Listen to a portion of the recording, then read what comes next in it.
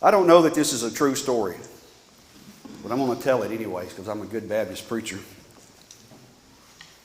We lived in North Carolina when I was a kid, and when I got up there, I was young, and probably 10, 11 years old. And one of the things different in the 1980s, it's dating me pretty good on that, is how they deer hunted up there.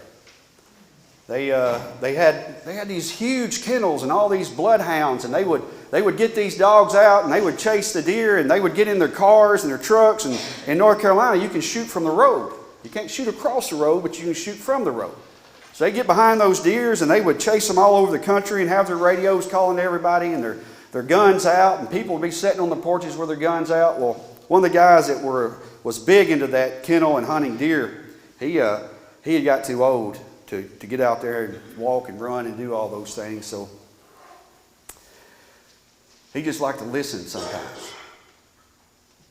Well, on his back, he was a farmer and he had a lot of land, so he went out on his back porch and he could hear way off in the distance one of those old bloodhounds chasing those deer. You know, they run in straight lines. And he was sitting there listening to that, and he said, oh, it's going to be good. So he got him a cup of coffee, and he sat down on his back porch, and he's listening. He's hearing the moaning of those dogs, and they're getting closer and closer and closer. And now he's getting excited. They're going to run that deer in my backyard. I'm going to watch this chase happen. And sure enough, a young deer come out of the hedges, come across his field, and he looks at him and he says, he's spent. That deer right there is spent. He ain't going to make it. They're going to catch him. And about that time, that deer turns and heads right towards his house. And he's coming right towards that old man sitting on his porch, and he can't believe this. And he stumbles up on those steps, and he stumbles across his porch, and the deer just falls in exhaustion right there beside the old man. And sure as the world, here comes them bloodhounds.